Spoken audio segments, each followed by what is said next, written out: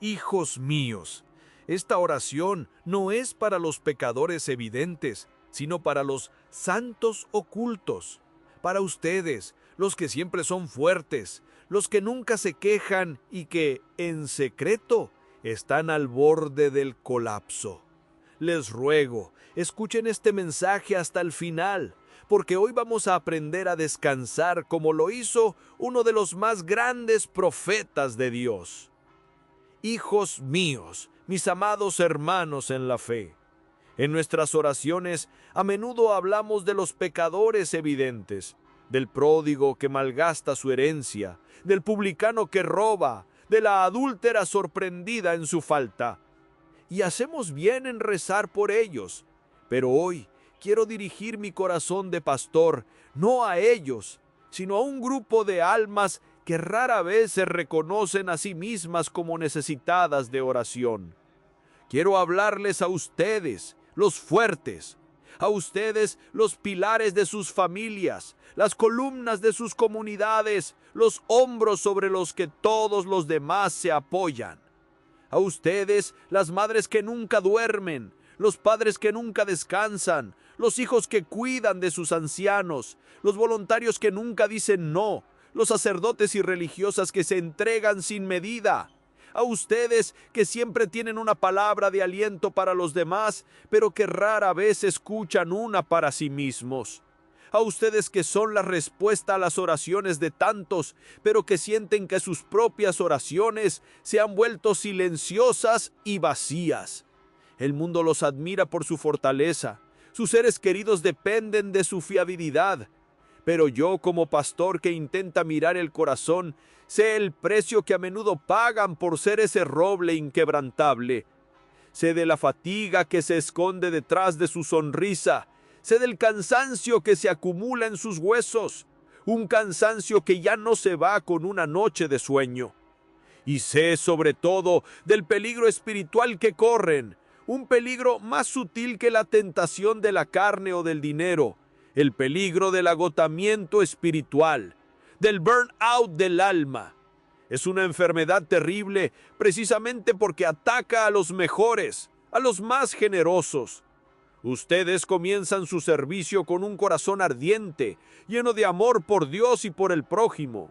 Se entregan con una generosidad que no calcula, que no mide. Dan su tiempo, su energía, sus recursos y lo hacen con alegría. Son esa copa de la que habla el salmista, una copa que rebosa. Pero en su afán por saciar la sed de los demás, a menudo olvidan volver a la única fuente que puede llenar su propia copa.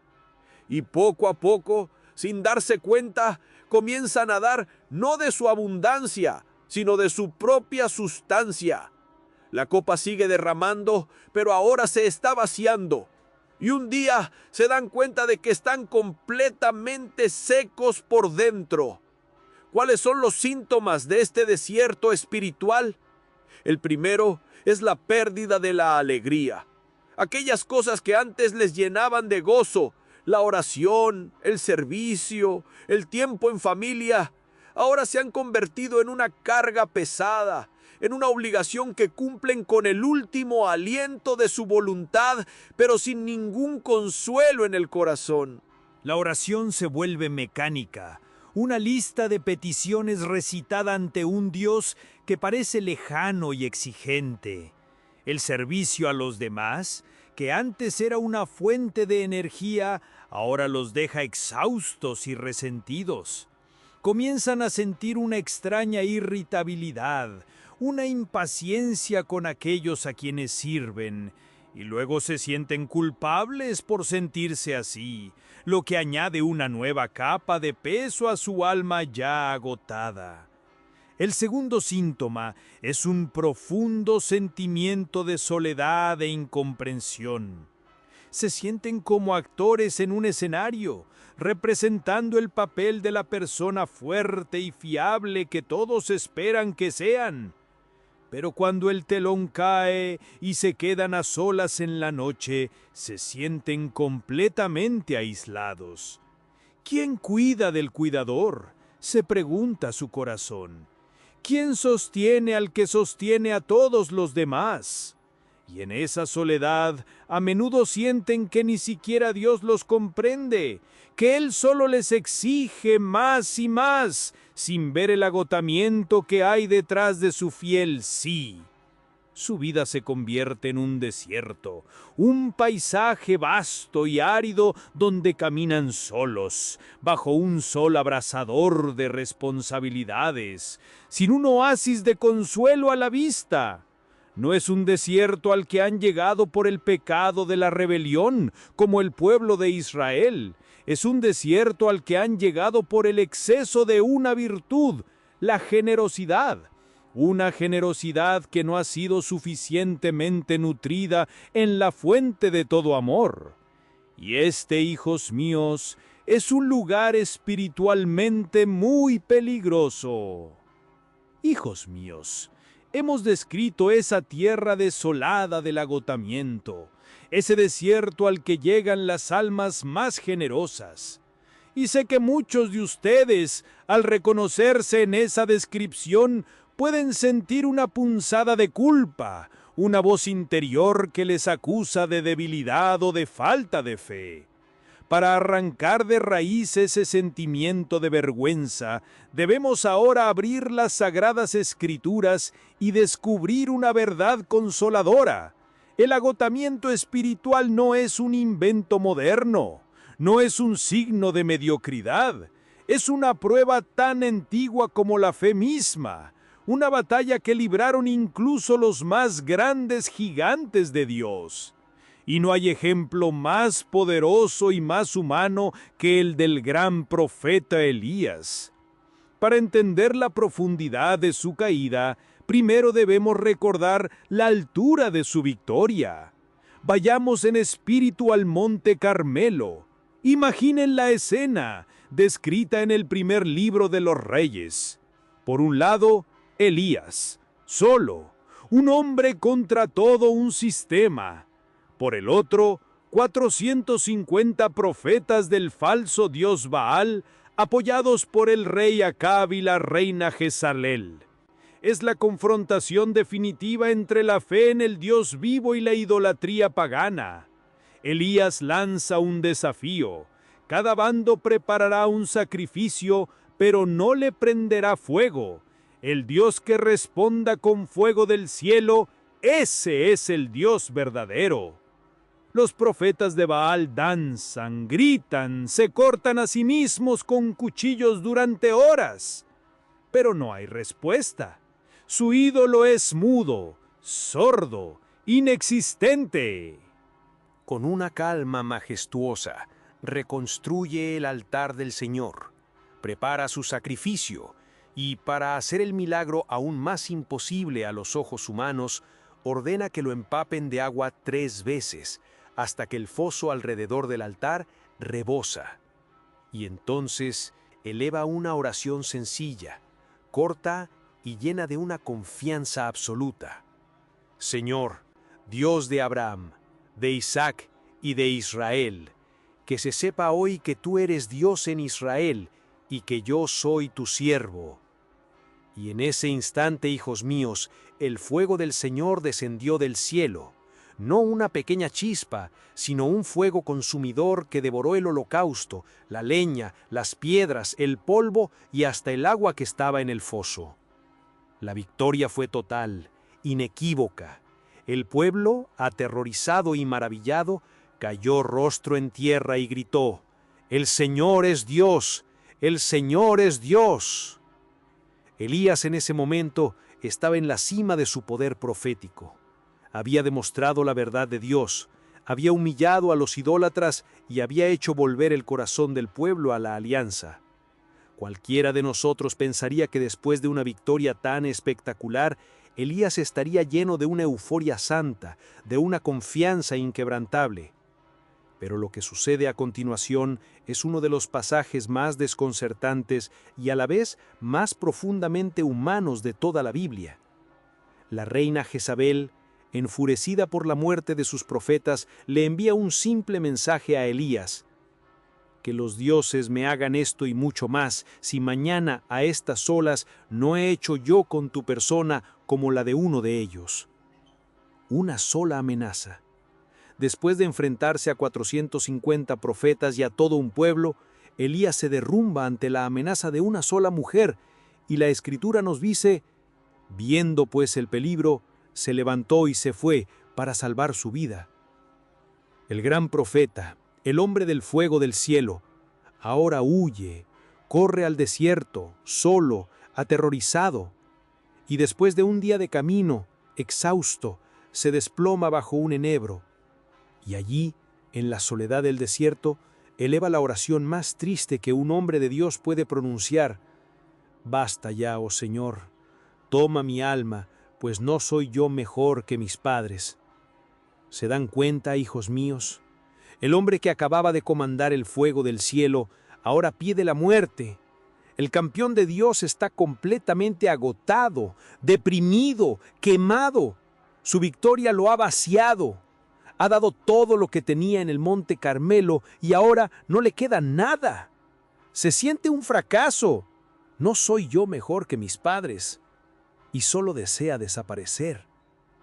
Esta es la lección fundamental que debemos aprender hoy. El agotamiento espiritual a menudo no llega después de nuestras derrotas, sino después de nuestras más grandes victorias, de nuestros mayores esfuerzos. Llega después de haber organizado ese gran evento en la parroquia, después de haber cuidado durante meses a un familiar enfermo, después de haber superado un gran proyecto en el trabajo, después de haber guiado a nuestros hijos a través de una crisis. Damos todo, tensamos nuestras fuerzas espirituales, emocionales y físicas al máximo. Y cuando la crisis pasa, cuando la batalla termina, en lugar de sentir la alegría de la victoria, nos encontramos con un vacío inmenso. Nos desplomamos bajo nuestro propio enebro. Así que si alguna vez te has sentido así, vacío, agotado y deprimido después de un gran esfuerzo, no te sientas culpable. No estás solo. Estás en la compañía de uno de los más grandes profetas de Dios. Hijos míos, hemos dejado del gran profeta Elías en su momento más bajo, derrumbado bajo un enebro en el desierto, pidiéndole a Dios que le quite la vida. Es una escena de una desolación total. Hemos entendido que su agotamiento es un reflejo del nuestro, esa fatiga del alma que a menudo sigue a nuestras más grandes batallas. Y ahora llegamos al corazón de este mensaje de esperanza. Debemos contemplar no ya la debilidad del profeta, sino la infinita sabiduría y ternura de la respuesta de Dios. Porque la manera en que Dios trata a su siervo agotado es una revelación de cómo quiere tratarnos a nosotros cuando estamos en la misma situación. Es la terapia divina para el alma quemada, una terapia que no consiste en exigencias, sino en un cuidado exquisito. Elías se duerme en su desesperación, y mientras duerme, un ángel del Señor lo toca y le dice: levántate, come. Elías mira, y a su cabecera hay un pan cocido sobre las ascuas y una vasija de agua. Come, bebe y vuelve a acostarse. Fíjense en esto, hijos míos. Es de una profundidad inmensa. Ante la crisis existencial más profunda de su profeta, ante su deseo de morir, ¿cuál es la primera respuesta de Dios? No es un sermón, no es un reproche, no es una charla teológica sobre la importancia de la fe. La primera respuesta de Dios es el cuidado del cuerpo. Le da pan, le da agua y le permite dormir. Dios, el Creador, conoce nuestra frágil humanidad. Sabe que un alma agotada no puede recibir grandes discursos espirituales. Sabe que a menudo la raíz de nuestra desesperación espiritual está en nuestro agotamiento físico y emocional. Nos enseña aquí una lección fundamental que nuestra cultura activista ha olvidado. El descanso es sagrado. El sueño no es una pérdida de tiempo. La alimentación adecuada no es un capricho. Son mandatos divinos, son parte de la ecología de nuestra alma. Antes de intentar rezar más, cuando te sientas agotado, quizás Dios te esté pidiendo primero que duermas más. Antes de buscar respuestas complejas a tu aridez, quizás Dios te esté pidiendo que te sientes y comas en paz. La primera medicina de Dios para Elías fue el pan y el sueño. Después de que Elías ha recuperado algo de fuerza física, camina durante 40 días y 40 noches hasta el monte Horeb, el monte de Dios. y allí, en una cueva, Dios le habla. Y fíjense en la pregunta que le hace 2 veces. ¿Qué haces aquí, Elías? Dios no le pregunta, ¿por qué dudaste? ¿Por qué huiste? ¿Por qué perdiste la fe? No, le hace una pregunta abierta, una invitación a vaciar su corazón. Y Elías responde con toda su amargura, con toda su autocompasión. He sentido un vivo celo por el Señor, porque los hijos de Israel han dejado tu pacto, han derribado tus altares y han matado a tus profetas. Y solo yo he quedado, y buscan mi vida para quitármela. Le está diciendo a Dios, he trabajado tanto por ti, ¿y para qué? Todo es un fracaso, y ahora estoy solo y perseguido. Es la oración del cuidador agotado, del servidor que siente que todo su esfuerzo ha sido en vano. Y Dios lo escucha. No lo interrumpe, no lo corrige, le permite sacar todo el veneno, toda la frustración. Esta es la segunda parte de la terapia divina, un espacio seguro para ser honestos con nuestro dolor ante Dios, sin miedo al castigo. Y entonces llega el momento culminante, la gran revelación. Dios le dice a Elías que salga y se ponga en el monte delante de él, y comienza una demostración de poder cósmico. Primero, un viento grande y poderoso que rompía los montes y quebraba las peñas. Pero el texto dice, el Señor no estaba en el viento. Después del viento, un terremoto que sacudió los cimientos de la montaña, pero el Señor no estaba en el terremoto. Y tras el terremoto, un fuego consumidor, pero el Señor no estaba en el fuego. Elías, el profeta del fuego, el que había invocado el fuego del cielo en el Carmelo, ahora aprende que Dios no siempre se manifiesta en la espectacularidad y en el poder. Y después del fuego, dice la Escritura, vino un silbo apacible y delicado, un susurro suave, una voz de fino silencio. Y cuando Elías lo oyó, cubrió su rostro con el manto, porque supo que allí, en esa calma, en esa quietud, estaba la verdadera presencia de Dios. Esta es la lección más profunda para nosotros. En nuestros momentos de agotamiento, a menudo buscamos a Dios en el lugar equivocado. Buscamos una experiencia emocional fuerte, un terremoto espiritual que nos sacuda, un fuego que reavive nuestra pasión. Pero Dios nos enseña, a través de Elías, que en la debilidad y el cansancio, Él se revela en el susurro, en la quietud de una capilla silenciosa, en el calor de una taza de té, en el abrazo de un ser querido, en la belleza sencilla de un atardecer, en el descanso de un sueño profundo. Debemos dejar de buscar a Dios en las grandes manifestaciones y aprender a encontrarlo en la delicada ternura de su cuidado silencioso. Él no viene a gritarnos, viene a susurrarnos. No viene a exigirnos, viene a alimentarnos. No viene a aplastarnos con su poder, viene a envolvernos en la calma de su paz. Hijos míos, hemos recibido del cielo una lección profunda y consoladora. Hemos aprendido a través del profeta Elías que nuestro Dios no es un capataz exigente que nos pide más y más hasta que nos rompemos, sino un Padre tierno que conoce nuestra fragilidad y cuya terapia para el alma agotada es el descanso, la honestidad y la quietud. Pero para que este evangelio del descanso divino no se quede en una bella historia antigua, quiero ahora traer esta verdad a nuestro tiempo, a nuestras calles, a nuestros hogares. Quiero contarles el testimonio de un alma de hoy, una de esas fuertes, de esas que llevan el mundo sobre sus hombros, que aprendió de la manera más dura que la verdadera fortaleza no consiste en dar sin cesar, sino en saber detenerse para dejarse llenar por Dios. Por proteger su identidad, la llamaremos Marta. Marta era el pilar de su familia y de su comunidad. Era la hija que, después de su jornada de trabajo como enfermera, dedicaba sus tardes a cuidar de su madre anciana y enferma. Era la esposa que mantenía el hogar impecable y las cenas siempre a punto para su marido. Era la madre que, a pesar de su cansancio, siempre tenía paciencia para los deberes de sus hijos. Y era la voluntaria de la parroquia que organizaba las catequesis, coordinaba la caridad y a la que todos acudían cuando había un problema. Todos admiraban a Marta. Es incombustible, decían. Tiene una fuerza increíble. Es una santa. Y Marta, en el fondo, se sentía orgullosa de esa imagen. Su identidad se había construido sobre su capacidad de servir, de dar, de ser indispensable para los demás.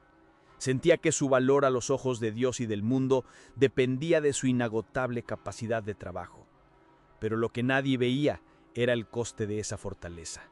Nadie veía cómo, por las noches, caía en la cama como una piedra, demasiado cansada incluso para rezar. Sus oraciones se habían convertido en un rápido «Señor, ayúdame», murmurado entre el sueño y la vigilia. Nadie veía cómo la alegría de servir se había ido transformando lentamente en una carga pesada, en un resentimiento sutil que la avergonzaba. Empezó a sentirse irritable con su madre, impaciente con sus hijos, y cada vez que perdía la paciencia se sentía terriblemente culpable. «¿Cómo puedo ser tan mala?», se decía. «Dios me ha dado tanto y yo le respondo con esta amargura». No entendía que su copa, de tanto dar, se había quedado vacía. Estaba sirviendo a los demás con el eco de su antigua generosidad, pero ya no le quedaba nada dentro. Estaba en el desierto del agotamiento, pero se negaba a reconocerlo, creyendo que sentir cansancio era un pecado de pereza. La crisis llegó un día cualquiera, a través de la cosa más pequeña. Después de una noche terrible en el hospital con su madre, una jornada de trabajo estresante y una tarde intentando ayudar a su hijo con un problema de matemáticas, su marido le pidió si podía plancharle una camisa para el día siguiente. Y esa petición, tan simple, tan normal, fue la gota que colmó el vaso. Marta sintió cómo algo dentro de ella se rompía. Estalló en un llanto incontrolable, un llanto que no era de tristeza, sino de una desolación absoluta. Corrió a su habitación, se encerró y se arrodilló al lado de su cama y por primera vez en su vida no rezó para pedir, sino para rendirse. «Basta ya, Señor», gritó en un susurro ahogado. «No puedo más. Estoy vacía. Estoy cansada. No soy la santa que todos creen. Soy una copa rota.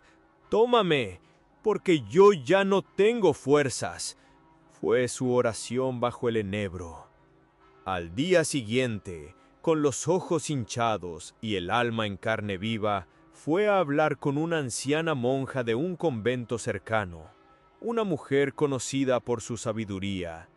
Le contó su colapso, su sentimiento de fracaso, su agotamiento, y la monja, en lugar de darle ánimos para seguir luchando, la miró con una ternura infinita y le dijo las palabras que cambiarían su vida. «Hija mía, Dios no te pide que seas una copa siempre llena para los demás. Él te pide que seas simplemente una copa para que Él pueda llenarte. Tu problema no es que des mucho, es que nunca te detienes para recibir. ¿Has olvidado que antes de ser servidora, eres hija? Y un hijo, antes que nada, se deja cuidar por su padre». Y la monja le dio a Marta una receta espiritual. No le pidió más oraciones ni más sacrificios. Le pidió algo que a Marta le pareció mucho más difícil: el descanso. «Durante el próximo mes», le dijo, «te prohíbo que hagas nada extra en la parroquia. Vas a aprender a delegar, a decir no. Y cada día vas a tomarte una hora sagrada, solo para ti. En esa hora no harás nada productivo. Te sentarás en silencio, quizás en el jardín o en esta capilla, sin rosario, sin libros, solo tú y el Señor. Y no le hablarás, dejarás que Él te hable a ti en el silencio. Dejarás que Él te cuide, que te sirva, que te llene. Marta, al principio, se resistió. Le parecía un acto de egoísmo intolerable, pero la monja insistió, y Marta, agotada, obedeció. Los primeros días fueron una tortura. El silencio la ponía nerviosa. Sentía que estaba perdiendo el tiempo, pero perseveró. Y poco a poco, en esa hora de quietud diaria, comenzó a suceder el milagro. No vio luces ni escuchó voces, simplemente comenzó a sentir cómo la tensión de sus hombros se aflojaba. Comenzó a redescubrir la belleza de las pequeñas cosas, el calor del sol, el canto de un pájaro, y en el silencio comenzó a sentir no ya un vacío, sino una presencia amorosa, una paz que no era la ausencia de problemas, sino la certeza de ser sostenida. Comprendió que su valor no estaba en lo que hacía, sino en lo que era, una hija amada.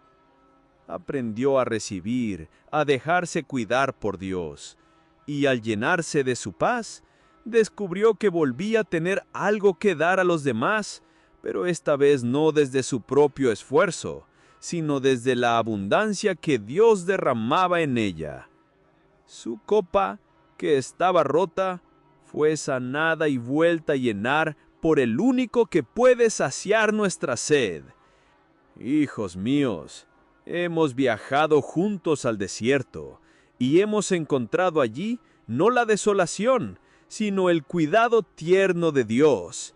La historia del profeta Elías nos ha enseñado que el agotamiento no es un pecado, sino a menudo una consecuencia del servicio fiel. Y la historia de Marta nos ha mostrado el camino de sanación. No se trata de esforzarse más, sino de aprender a detenerse, a recibir, a dejarse cuidar por nuestro Padre Celestial. Hemos comprendido que la verdadera fortaleza espiritual no reside en ser inquebrantables, sino en reconocer nuestra fragilidad y ponerla en las manos de aquel cuya fuerza se perfecciona en nuestra debilidad. Ahora, esta verdad liberadora debe convertirse en una oración personal. Este es el momento de aplicar la terapia divina a nuestra propia alma. Es el momento de darle permiso a Dios para que sea nuestro pastor, para que nos conduzca a verdes pastos y aguas tranquilas. Es el momento de darle permiso a nosotros mismos para descansar sin culpa, para aceptar nuestros límites humanos, no como un fracaso, sino como el espacio sagrado donde la gracia de Dios puede actuar con más poder. Les invito, especialmente a ustedes que se sienten al límite de sus fuerzas, a que hagan suya esta oración. No es una oración de peticiones, sino una oración de permiso, un acto de rendición al cuidado amoroso de Dios. Padre Celestial, Dios de Elías y de todos los que se sienten cansados, vengo ante ti no con la fuerza del guerrero, sino con el agotamiento del siervo.